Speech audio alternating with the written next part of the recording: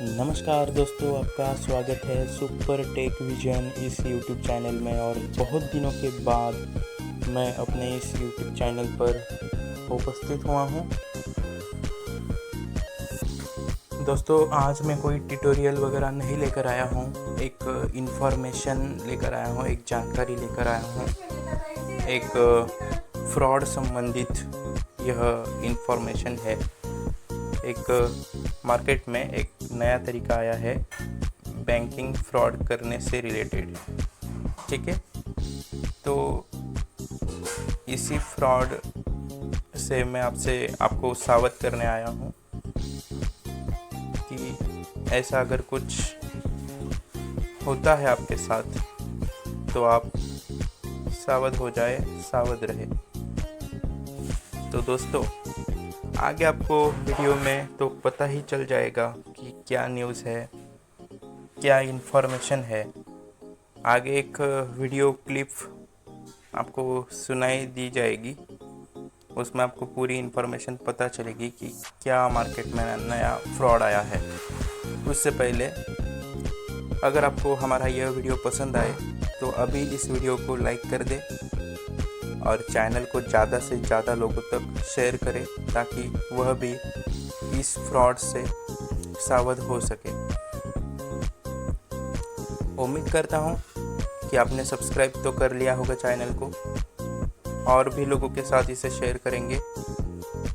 तो आगे वीडियो सुनिए दोस्तों, और सावध हो जाइए इस नए फ्रॉड से। शुरू करते हैं आज के इस एपिसोड को। Lens window system launcher, camera, lens window system launcher, lens 2 minutes 11 seconds stop.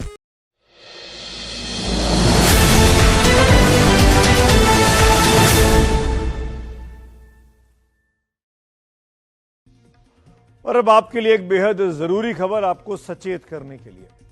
उपन्यासकार मशहूर जो हैं अगाथा क्रिस्टी, उनकी एक बात बहुत मशहूर हुई, वो ये कि अपराधी अक्सर पुलिस से एक कदम आगे चलता है। दरअसल इन दिनों साइबर फ्रॉड से जुड़ी ऐसी तमाम घटनाएं सामने आ रही हैं, जैसे अगाथा क्रिस्टी की बात सही साबित हो रही है। आपको हम जबलपुर से आई एक खबर दिखाने जा रहे हैं। इस खबर को ध्यान से देखिए और दूसरे लोगों से भी शेयर जरूर कीजिएगा, क्योंकि मामला हर उस आदमी से जुड़ा हुआ है जो मोबाइल फोन का इस्तेमाल करता है। और हां, बात अब ओटीपी की नहीं रही, फर्जी लिंक की भी नहीं रही, डिजिटल अरेस्ट की भी नहीं रही। खतरा इस बार बिल्कुल नया और हैरान कर देने वाला है, और चांसेस बहुत ज्यादा हैं कि इसके चक्कर में आप पड़ सकते हैं। रिपोर्ट देखिए।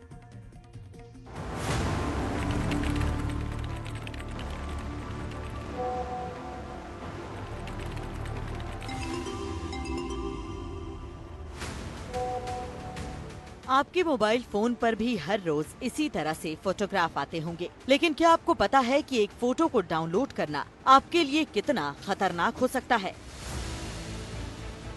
जबलपुर में एक हैरान करने वाली घटना सामने आई, जहां एक व्यक्ति के व्हाट्सएप पर अज्ञात नंबर से कोई तस्वीर आई।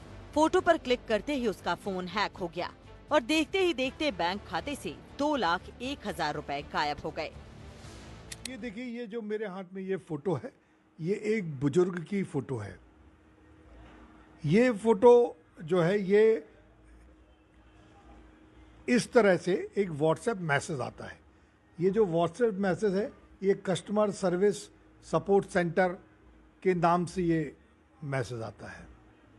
और इस मैसेज में प्रदीप कुमार जैन के बाद थोड़ी देर बाद एक फ़ोन आता है, और क्या कहा जाता है, कैसे ये अपराध हुआ, हम प्रदीप कुमार जैन से ही जानते हैं। प्रदीप जी, ये बताइए कि क्या हुआ, कैसे आपके पास फ़ोन आया, कैसे आपके साथ अपराध घटित हुआ? सर जी, सुबह टाइम 8:30 बजे के आसपास मेरे पास फ़ोन आया और सामने वाले ने मेरे से बोला कि मैंने आपके व्हाट्सअप मोबाइल पे एक व्हाट्सअप फ़ोटो भेजी है, कृपया इसके डाउनलोड करके मेरे को बताइए कि आप इस व्यक्ति को पहचानते हैं कि नहीं पहचानते। तो मैंने उस समय व्हाट्सअप नहीं खोला।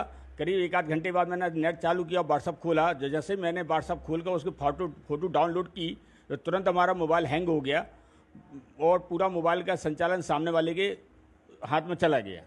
फिर करीब उसके कुछ समय बाद 1 रुपया मेरे खाते में आया। ये खाते में 1 रुपया आने के बाद में फिर उसने मेरा पूरा मोबाइल जो बैंक के थ्रू मैसेज OTP सब जान के और वो बैंकिंग इंटरनेट बैंकिंग चालू कर ली। दरअसल जबलपुर के कोतवाली इलाके में रहने वाले प्रदीप जैन के पास 28 मार्च की सुबह लगभग 9 बजे एक फोन आता है। प्रदीप जैन के मोबाइल स्क्रीन पर एक नंबर 9827832213 से कॉल आती है, यानी उन्हें फोन करने वाला एक अनजान शख्स होता है। कॉलर इसी के साथ व्हाट्सएप पर एक बुजुर्ग की तस्वीर भेजकर पूछता है कि क्या आप इन्हें पहचानते हैं। प्रदीप जैन इस कॉल को नजरअंदाज करते हैं, लेकिन फोन काटने के बाद वो व्हाट्सएप पर मिली तस्वीर को देखने के लिए उसे डाउनलोड कर लेते हैं। यही वो तस्वीर है जो प्रदीप जैन को व्हाट्सएप पर भेजी गई थी, और इसे डाउनलोड करते ही प्रदीप के फोन में अपने आप कस्टमर सपोर्ट नाम का एक ऐप डाउनलोड हो जाता है। इसी के साथ प्रदीप जैन का मोबाइल हैक हो जाता है और उनके मोबाइल का बैंकिंग ऐप भी साइबर ठगों के कब्जे में आ जाता है। दोपहर होते होते प्रदीप जैन के पास कैनरा बैंक से मैसेज आया कि उनके खाते में 1 रुपया क्रेडिट होता है और कुछ ही मिनटों बाद 1 लाख रुपए निकाल लिए जाते हैं। इसके पहले कि प्रदीप जैन कुछ समझ पाते, उनके खाते से फिर से 1,01,000 रुपए निकाल लिए जाते हैं। पहले OTP आता था, OTP से आदमी क्या है अब अवेयर हो गया, लिंक आने लगी, अब लिंक से भी अवेयर हो गया है, तो अब वो फ़ोटो में अपनी लिंक छुपा के भेज रहा है, स्टेनोग्राफी कहते हैं जिसको। इसके माध्यम से वो एप्लीकेशन डाउनलोड करवा रहा है और एप्लीकेशन डाउनलोड होने के बाद उसका सारा एक्सेस जो है OTPs हो गए, वो सारे के सारे उस नंबर पे जो उन्होंने लिंक में छुपा के रखे हैं उस नंबर पे ट्रांसफ़र हो रहे हैं, जिससे नेट बैंकिंग क्योंकि ऑनलाइन नेट बैंकिंग शुरू हो जाती है आजकल, आप घर में बैठे बैठे नेट बैंकिंग शुरू कर सकते हैं, जिससे वो वहाँ से एक्सेस करके बैंक अकाउंट खाली कर रहा है।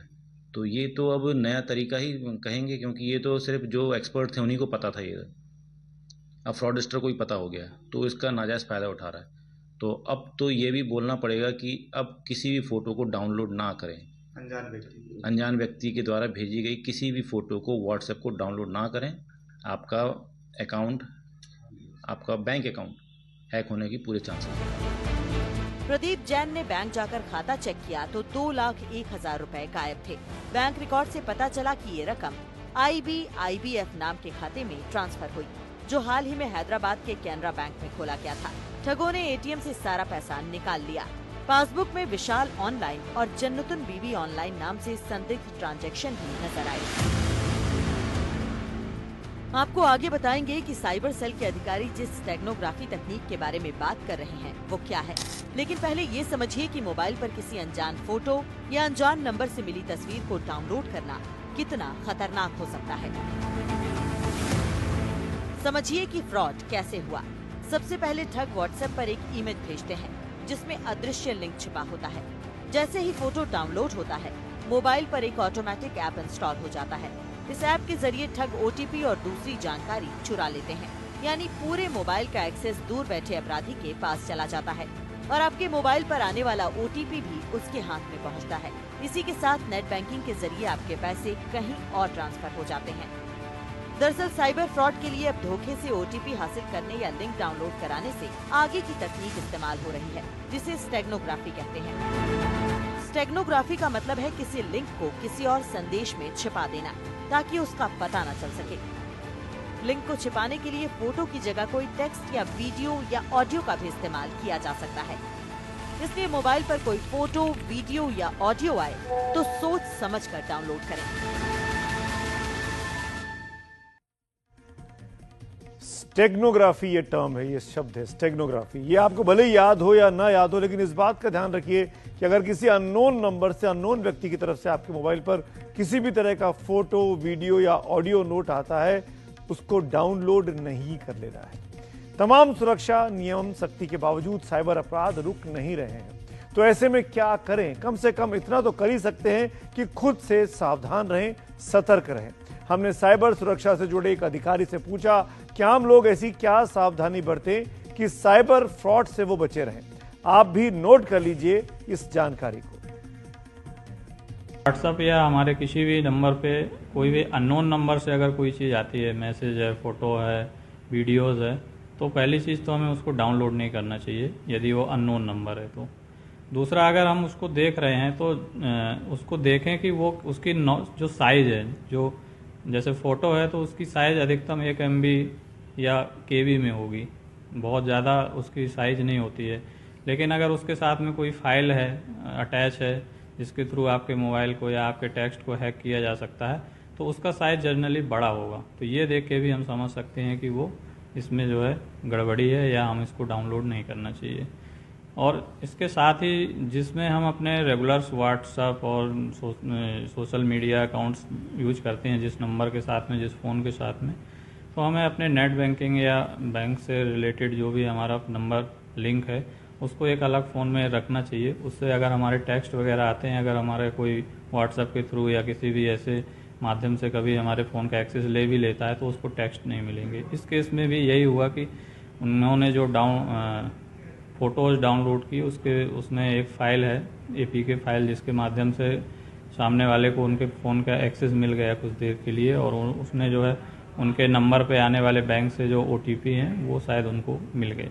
या किसी भी फाइनेंशियल इंस्टीट्यूट से, बैंक से, सेबी से, ED से, CBI से, कहीं से भी ऐसा कोई बोलता है और फ़ोन के थ्रू आपसे कोई जानकारी मांगता है तो वो बिल्कुल भी हमें नहीं देना है। कोई भी बैंक जो है कभी भी किसी भी कस्टमर की उसकी पर्सनल डिटेल्स और ये OTP, उसका नाम या उसकी व्यक्तिगत जानकारी, ऐसी कोई भी चीज़ें कोई भी बैंक फ़ोन के थ्रू नहीं मांगता है।